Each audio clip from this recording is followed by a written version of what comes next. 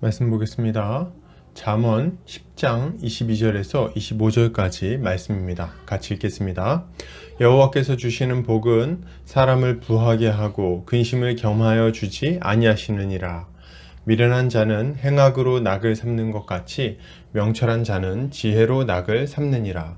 악인에게는 그의 두려워하는 것이 임하거니와 의인은 그 원하는 것이 이루어지느니라. 회오리 바람이 지나가면 악인은 없어져도 의인은 영원한 기초 같으니라. 아멘. 잠언 10장 22절에서 25절까지 사람을 부하게 하고도 근심하지 않게 하는 복이라는 제목으로 말씀 보도록 하겠습니다.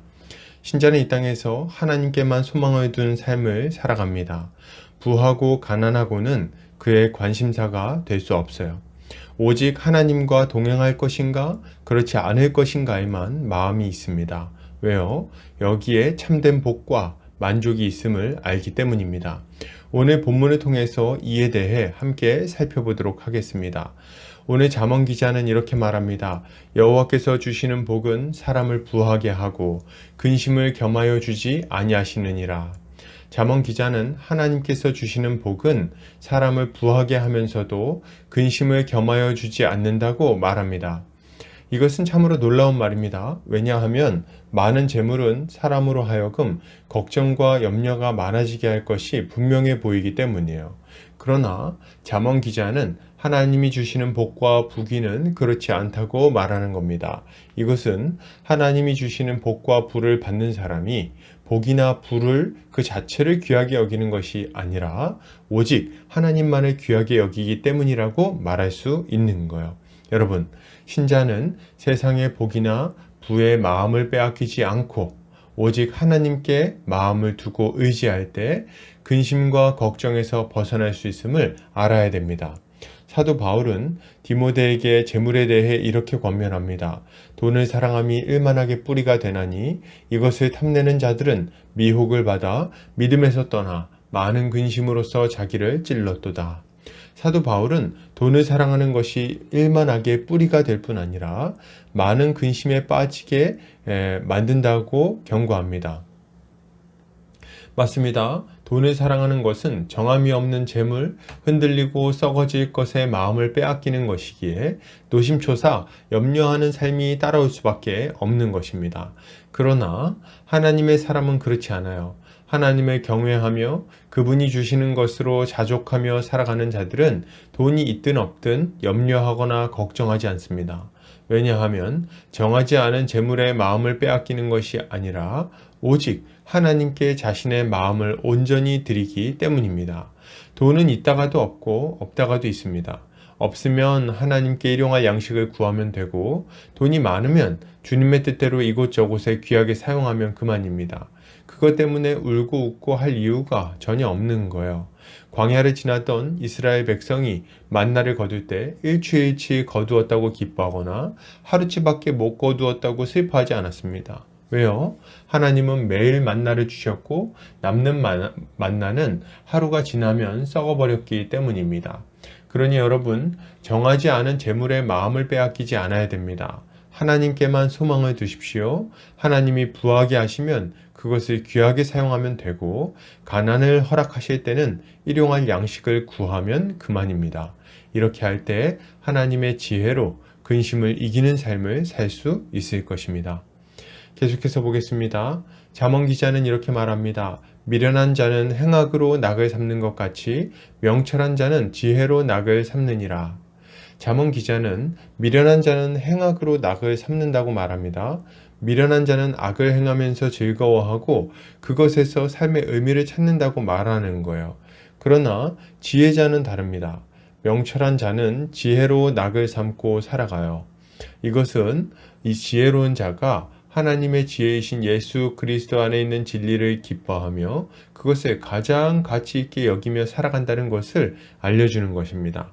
여러분, 신자는 어리석은 악인들과 같이 죄악된 삶을 기뻐하며 살던 그런 삶을 멈추고 예수 그리스도 안에서 진리와 함께 기뻐하며 진리에 순종하는 삶을 살아야 하는 거예요. 악인들은 죄악된 삶을 기뻐하면서 살아갑니다. 죄에서 오는 쾌락과 즐거움을 최고의 가치로 여기고 그것을 추구하는 거죠. 그러나 죄가 주는 즐거움은 제한적이고 일시적이에요. 그리고 고통을 동반합니다.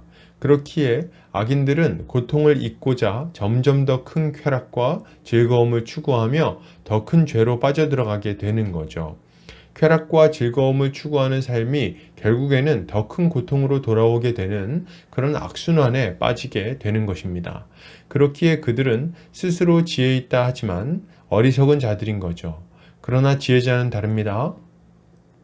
하나님을 경외하며 죄에서 떠난 하나님의 사람은 하나님이 주시는 지혜를 통해 자신들의 처지를 이해합니다. 자신이 죄인이라는 것과 이 죄의 문제를 해결하지 못하면 도무지 자유롭고 복된 삶을 살 수 없다는 것을 이해하는 거예요. 그렇기에 그들은 구원의 길을 알려주시는 하나님의 지혜의 마음을 두고 하나님께만 소망을 두는 삶을 살아갑니다.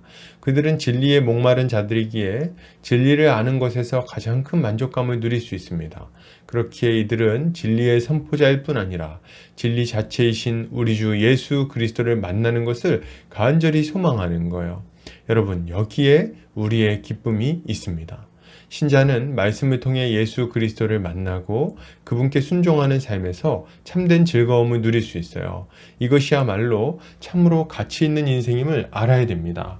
우리는 세상의 어리석은 삶을 포기하고 진리 안에서 참된 자유와 만족을 누리는 그런 삶을 살아야 할 것입니다.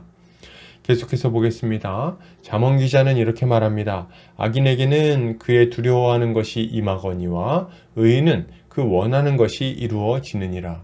회오리 바람이 지나가면 악인은 없어져도 의인은 영원한 기초 같으니라. 잠언 기자는 악인에게는 그의 두려워하는 것이 임한다고 말합니다. 그리고 의인에게는 그 원하는 것이 이루어진다고 말하죠. 악인이 두려워하는 것은 뭘까요? 그가 누리던 죄악의 낙을 잃어버리고 죄의 대가를 지불하는 것입니다. 의인이 원하는 것은 뭡니까? 하나님과 함께하며 영원토록 그 공의롭고 사랑 넘치는 하나님 나라에서 살아가는 거죠.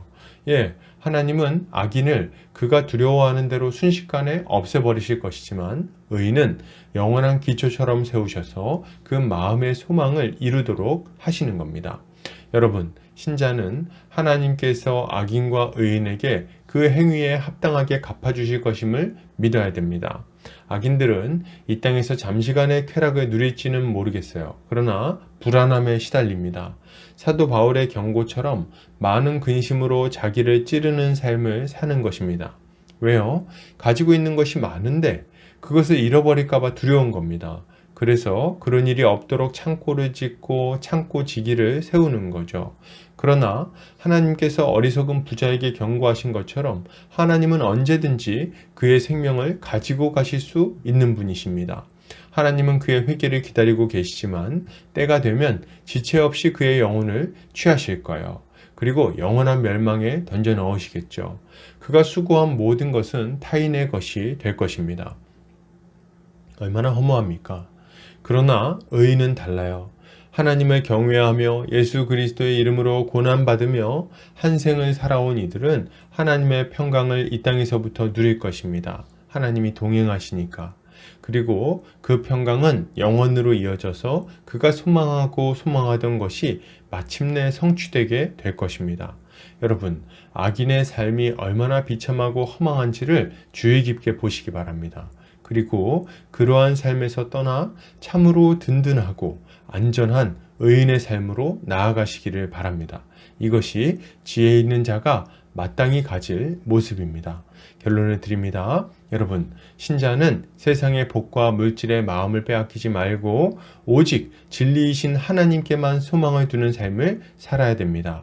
이렇게 할 때 그는 근심에서 벗어나 참된 만족과 평강을 누리게 될 것입니다. 오늘도 주님이 주시는 지혜로 승리하는 성도님들 되시기를 주의 이름으로 축복합니다.